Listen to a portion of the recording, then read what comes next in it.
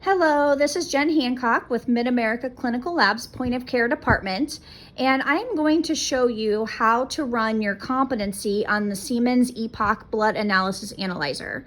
So a couple things I want to have before I start. I have my competency form.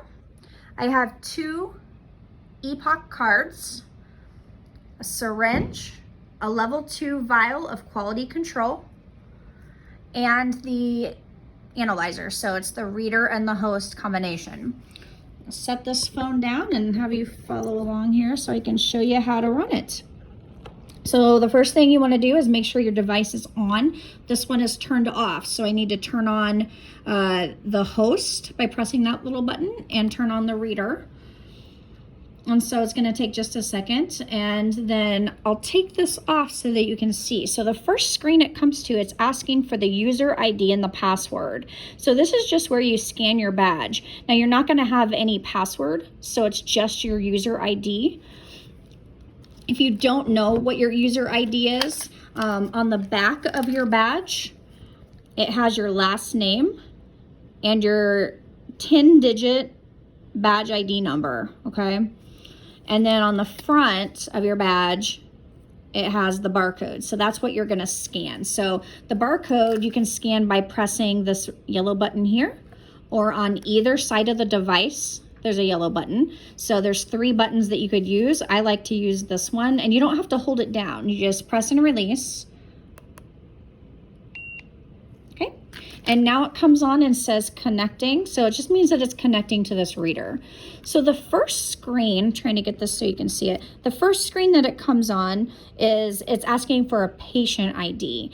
For competency samples, you always want to run your quality control first. So I'm actually going to take out this little stylet from the side.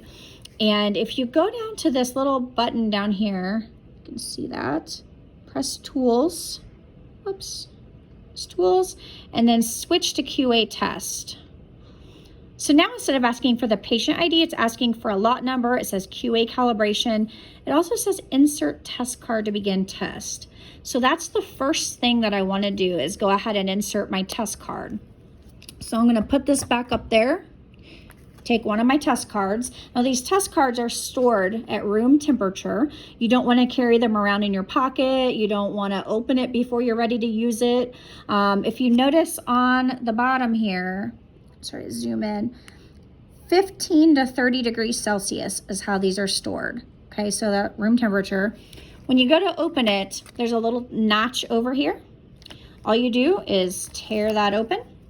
You tear it all the way, and then I like to kind of hold it like that, so that way I can get a hold of this card without really touching. You don't want to touch this little blue area, so I'm just going to take it up here in the corner, and if you notice when I take that out a little bit more, that little blue area is where your sample is going to go. On the back here is what tests are run, your expiration date, lot number, things like that. So I don't know if you can see this. I'm trying to hold it, use my little syringe as a pointer. Right in here, there's a little line that goes across. And so when I insert my card, I'm going to insert just to that line and then pause for just a second. So I'm going to put it up to the line. And now the rest of it's going to be a swift push into the device. Yep, and you should hear it beep, which it did. So now it says calibrating, do not inject sample. So from here, if you notice, I have 170 seconds until I can actually run the test. So I'm going to go ahead and take the opportunity to scan my bottle of quality control so that I can get my lot number in there, because notice that's flashing up there. So on the quality control vial, if you notice this little box down here, that's what I'm going to scan. Okay, so I'm going to hold this like this. Go ahead and hold the device. I'm going to use the same button that I just used to scan my badge. You heard it beep. So if you notice on here, now it shows the lot number, but there's no countdown. So if you go back to the very first screen, if you notice up here, it changed screens because now it has my information for my quality control. So if I just tap on this button over there, it goes back to my countdown. I'm at 110 seconds. So I'm going to go ahead and lay this down for a second and talk about the quality control. So the quality control is it's stored refrigerated from 2 to 8. I'm going to go ahead and just show you the box here. Stored refrigerated 2 to 8 degrees Celsius. Okay, so it has the expiration date is June 30th, 2020. There's your lot number. So on these vials, they're very particular. So these are known values that we're going to scan or run so that we can just basically ensure that your device is accurate. It's providing accurate results. When you handle these, you never want to hold it in your hand like that. You can either hold it at the very bottom, you can hold it at the very top, but you never want to hold it around where the majority of the liquid is, because that could cause that liquid to warm up in your hand enough to cause your QC to fail. It could alter your quality control. So when I am ready to draw up and inject the sample into the device, I'm going to hold this end to end. I'm going to shake it really hard. You'll see me do it in a minute here. And it'll be for about 10 seconds. You don't want to shortchange the shaking of the device. You don't want to just, I see a lot of people want to just kind of go like this to mix it. That's not going to mix it adequately. I see some people just kind of want to twirl it like this. That's not going to mix it enough. What you want to do is really shake this as hard as you can. Again, I'm going to show you how to do that in a minute. Once the shaking is done, I just want to talk through it first while that's calibrating. Once the shaking is done, you want to get the liquid out of the top here. So you can do that by just gently tapping. You can just swirl like that real quick and it'll get that out. And then if you see this little red dot, let me hold this up just so you can see that red dot on there with the white background. Okay, so you can see the red dot. That's where you want your thumb. And then your other finger your pointer finger is going to go on the other side. So if you hold it like that, your thumb on that dot, it's going to break. You'll see me break it in a minute. It's going to be really easy to break. Now, when you draw up, I'm going to use this syringe. Just getting it ready here. So when you draw up, it's going to be all the way down toward the bottom. You don't want to draw off the top because that's going to be more exposed to air. Okay, so you're going to go just down from the bottom and draw up about half to 1 ml. And then I'll show you the rest when I go to running it, okay? Set that down. Now, if you notice on here, it says time left to introduce sample, 380 seconds, and it's telling me to inject the sample. So I'm going to go ahead and put this back on there, and I'm going to do the things that I just talked about. It's out of the way. So shake it really hard for about 10 seconds-ish.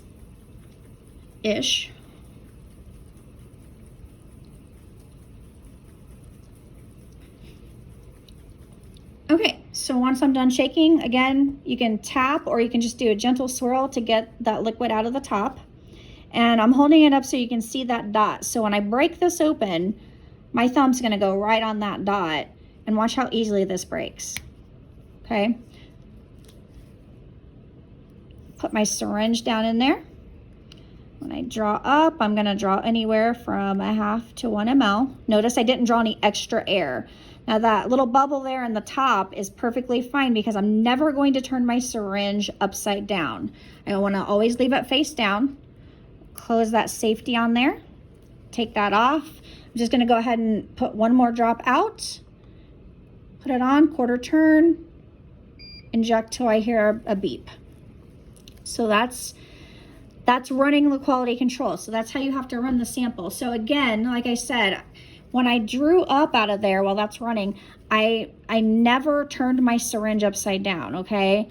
I drew up, I put 2 drops back in, I took my needle off, and then I just gave like a little extra, like half a drop or so out, and then I inserted the syringe, or I'm sorry, the little end of my syringe there into a little port, and injected, quarter turn, inject until you hear the beep. So at this point, I'm just gonna show you this real quick. Test is already completed. So it's calculating the results. It says to please wait. So I'm gonna set this down just for 2 seconds and put this back on because I'm gonna use this same sample for my patient test. So hold this up so you can see when it's done. So it passed. That's what you want to see. So if you see fail on there, you're gonna have to repeat that. So you're gonna need a new vial. You don't want to ever reuse the same vial because it will just continue failing because that's already been opened and exposed to air. Remember, when you're testing for gases, that's going to matter. So you're going to need a new vial, a new cartridge, a new everything. Start over from the beginning. So mine passed. I don't have to worry about it. If you wanted to see your results, particularly if you fail, you just press on these little arrows over here and it takes you through all of the results. So normally if you fail on these, it's going to be that PO2. And it just means basically that it was exposed to air too long, or maybe you didn't mix it well enough. But you can kind of toggle over to these different, the chemistry, the metabolites. It shows you the different values. You don't have to even look at that on the quality control. All you care about really is pass or fail. So at this point, I'm going to just exit out of here. And then I just press this little door up in the top button. And it's just telling me that I'm going to be expiring in 30 days. That my account is going to expire. So that's important. So it takes me back to that main screen. So now I can just go ahead and take this card out. And I'm just going to run the blind patient sample. So I'm going to do the same process. Again, we're at the first screen here. I'm going to scan my badge. It's connecting to the reader. And on this time, it comes straight to the patient ID again. So I don't have to change it this time. So now, it's gonna go through and configure the reader. It's got about 12 seconds left to configure the reader. And basically it's just, saying, okay, it's preparing this reader for what it's going to be running. It does it Bluetooth, I guess you could say. So insert test card to begin test. So I'm going to go ahead and set that back up there for now. I'm going to insert my test card, doing it the same way. If you fail, I'm going to try to make this card not read right, just so that you can see what it looks like. So if you go too slow, notice how that immediately turns red. If I go ahead and push it all the way in, it comes up. I don't know if you can see that. It says unable to read barcode, remove and insert the card. I just wanted to show you that because it's not a big deal if it doesn't read it right. You have to get it right before you can run it, but it's not going to break it or anything. So again, I'm going to insert just up to that line and then a swift, and you heard the beep. And so now, same thing. It's going to go through its 169 second calibration. Do not inject sample. So here, I'm going to go ahead, and this is the portion where if I was running a real test, I would go ahead and get the device set up to this point. And now is where I would go in to the patient and check their ID band, and I can go ahead and collect their sample. So I have 150 seconds to do all of that before it's ready to inject it. So there's no rush. So I'm going to go ahead. I'm going to go into my patient room. I'm going to check their armband and verify their name, their date of birth, and also I'm going to verify their hospital location that's on that armband. That's really important because you want to make sure that whatever your hospital is that you are currently at, that's the hospital that is on the armband. So if you're at St. Vincent, Indianapolis, your armband should say St. Vincent, Indianapolis. If you're at Carmel, it'll say Carmel. If you're at Seton, it'll say Seton. So verify that, name and date of birth. And then I'm going to just set that down for a minute because I'm just going to talk about this form. So on this form, this is the competency form for the Epoc. I'm trying to hold it so you can read it. These are the barcodes that you're going to use. Now, most people are probably going to use this one here at the bottom. Just kind of depends on how your unit is set up. In the end, whichever barcode will scan and give you a number that begins with 4 and then has 9 ones. That's what you want to use. We had to have multiple barcodes on here because some units are set up to scan just a little bit differently. So that's why I want to just kind of explain that a little bit. So I'm going to go ahead and scan this. I think this one is the bottom one. Yes. And so again, confirm on here that your number's accurate. So I have the 4 and I have the 9 ones. And so this is, again, it's the same process you would do with an actual patient. You would scan their barcode and you would, on their armband, and then you would make sure that it matches the number that's on the armband. This is the ECD number, okay? So make sure it's the ECD number. These other, if you go ahead and press these other little tabs up here, patient ID, ID number 2, sample type, you always want to select your sample type. So for this, I'm just going to go down to Venus. If you enter temperature correction or the temperature for the temperature correction, you can enter it there. And then this last tab over here is just your test selection. So for this, you can see that. For this, you're going to go ahead and make sure that everything is selected, which it should be automatically everything's selected. Now, if this was an actual patient and you only wanted to run gases, or you're going to have, depending on what unit you have, you're going to have different choices over here. So if I just wanted gases, I would just pick gases. See how everything unchecked and just the gases are checked, just electrolytes. So that's what's checked. So for this, I want to have everything checked for my blind patient. I'm going to go back over here, and I heard it beep, and so now it's telling me to inject the sample, and I'm down to 420 seconds. So again, there's no rush with this.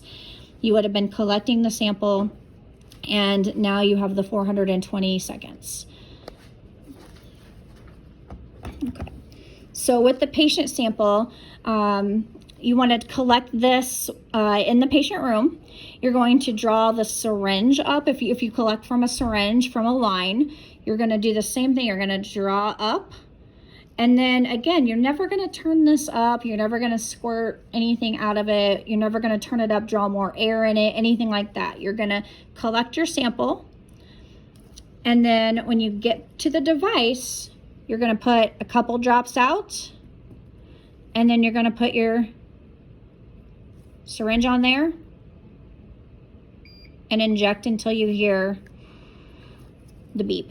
So for your blind patient sample, notice I just used the syringe that was left over from your quality control that you just ran. So that's all you have to do. I'm going to go ahead and lift this off so that we can kind of watch it. Notice it only has 19 seconds left. And then it's going to kind of configure my results and show me what my results are.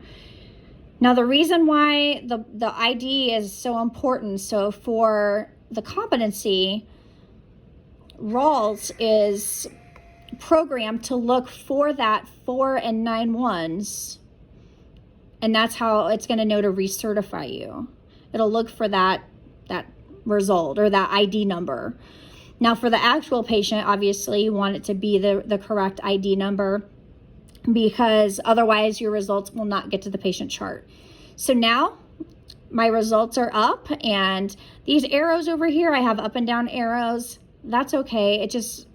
I have a valid result for everything. If I tab through the screen, I have results. The hematocrit, less than 10. This is a quality control solution, remember, so it's not an actual patient.